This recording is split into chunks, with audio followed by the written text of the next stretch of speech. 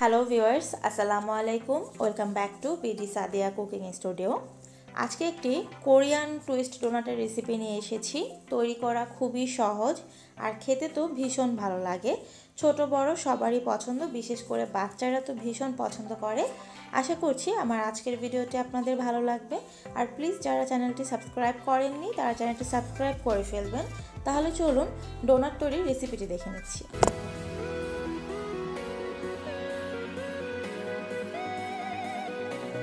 পরিষ্কার একটি বাটি নিয়েছি। বাটির মধ্যে এবার আমি 1 কাপ কুসুম গরম লিকুইড দুধ দিচ্ছি। দুধটা কিন্তু একদম বেশি গরম হওয়া যাবে না, আবার একেবারে ঠান্ডা হলেও হবে না। কুসুম গরম হতে হবে, যেন একটা আঙ্গুল একটু কিছুক্ষণ ডুবিয়ে রাখা যায়। এবার দিচ্ছি 1.5 চা চামচ পরিমাণ অ্যাক্টিভ ইস্ট। ইস্টটা দুধের সাথে একটু ভালো করে মিশিয়ে 10 মিনিটের জন্য একটা সাইডে আমি রেখে দিচ্ছি ইস্টটা অ্যাক্টিভ হওয়ার জন্য। ফিরে আসছি 10 মিনিট পর। 10 মিনিট পর ফিরে এসেছি, বাটিটা তুলে নিচ্ছি। আপনারা দেখতে পাচ্ছেন যে ইস্টটা কিন্তু দুধের সাথে খুব ভালো করে মিশে গেছে। এবার দিচ্ছি 1/3 কাপ পরিমাণ চিনি। চিনিটা একটু মিশিয়ে দিয়ে দিচ্ছি একটি রুম টেম্পারেচারে থাকা ডিম। ডিমটা কিন্তু ফ্রিজ থেকে বের করে সাথে সাথে দেওয়া যাবে না, অন্ততপক্ষে 20 মিনিট আগে ফ্রিজ থেকে বের করে নিতে হবে। ডিমটাকে খুব ভালো করে দুধের সাথে মিশিয়ে দিচ্ছি। দুধটা মেশানো হয়ে যাওয়ার পর দিচ্ছি 2 টেবিল চামচ রান্নার তেল, 2 টেবিল চামচ পরিমাণ গুঁড়ো দুধ। এবার সবগুলো উপকরণ আবারও একটু ভালো করে মিশিয়ে নিচ্ছি। মেশানো হয়ে গেলে একটা সাইডে রেখে দিচ্ছি। এখানে আমি ময়দা নিচ্ছি 2 কাপ পরিমাণ। ময়দার মধ্যে লবণ দিয়ে একটু মিশিয়ে নিয়েছি। এবার দুধ আর ডিমের মিশ্রণটা ঢেলে দিচ্ছি, তবে সম্পূর্ণ মিশ্রণটা একসাথে দিচ্ছি না, অল্প অল্প করে দিয়ে ভালো করে মাখিয়ে নিচ্ছি। ডোটা মাখানো হয়ে গেছে আর ডোটা একটু নরম হয়েছে। ইস্ট দিয়ে বানানো যে কোনো ডোই একটু নরম হয়ে থাকে।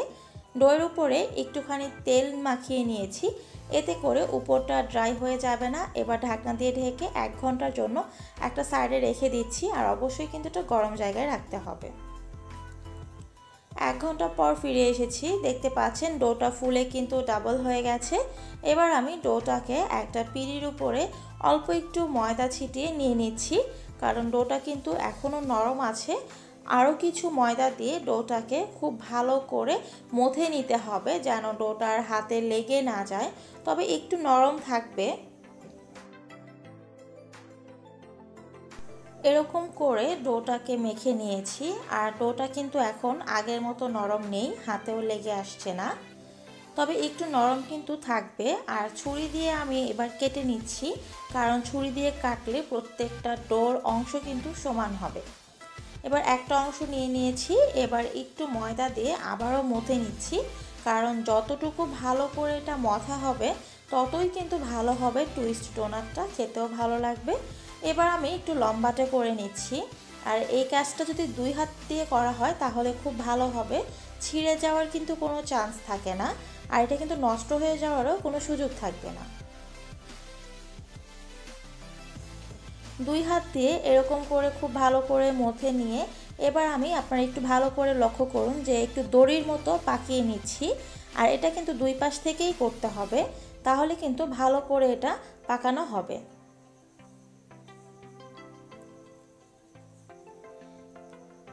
এরকম করা হয়ে যাওয়ার পর 2 মাথা ধরে একটু উঁচু করে ধরলেই কিন্তু দেখতে পাচ্ছেন যেটা কিন্তু দড়ির মতো পাকিয়ে যাচ্ছে। এটাকে কিন্তু নিজে থেকে কিছু করার প্রয়োজন হচ্ছে না। আপনারা দেখতে পাচ্ছেন যে টুইস্ট আকার কিন্তু হয়ে গেছে। এরকম করে আমি আরেকটি বানিয়ে দেখাচ্ছি, আপনারা একটু লক্ষ্য করুন ভালো করে। খুবই সহজ, কোনো কঠিন কিছু না। দেখতে পাচ্ছেন যে আমি দড়ির মতো করে পাকিয়ে নিচ্ছি। ঠিক আমরা দড়ি যেভাবে পাকাই সেরকমভাবেই কিন্তু এটাকে পাকিয়ে নিচ্ছি। আর এরকম করার পর কিন্তু খুব বেশি কিছুর প্রয়োজন হচ্ছে না, 2টা অংশ উপর দিকে ধরলেই কিন্তু এটা টুইস্ট আকার হয়ে যাচ্ছে। নিজে থেকেই কিন্তু এটা টুইস্ট আকার হয়ে গেছে, পেঁচিয়ে গেছে। এবার এই নিচের অংশটাকে খুব ভালো করে একটু চেপে মিশিয়ে দিচ্ছি, এতে করে কিন্তু এটা খুলে যাবে না। সবগুলো তৈরি করে নিয়েছি। তৈরি করে একটা প্লেটে একটু ময়দা ছিটিয়ে রেখেছি যেন লেগে না যায়। 10 মিনিট একটা সাইডে রেস্টের জন্য রেখে দিচ্ছি।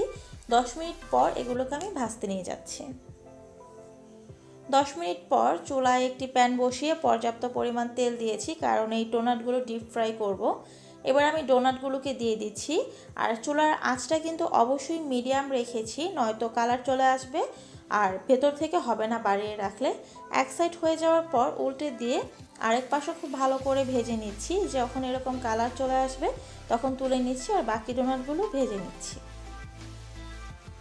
খুব সহজেই তৈরি করে নিলাম কোরিয়ান টুইস্ট ডোনাট, দেখলেন তো।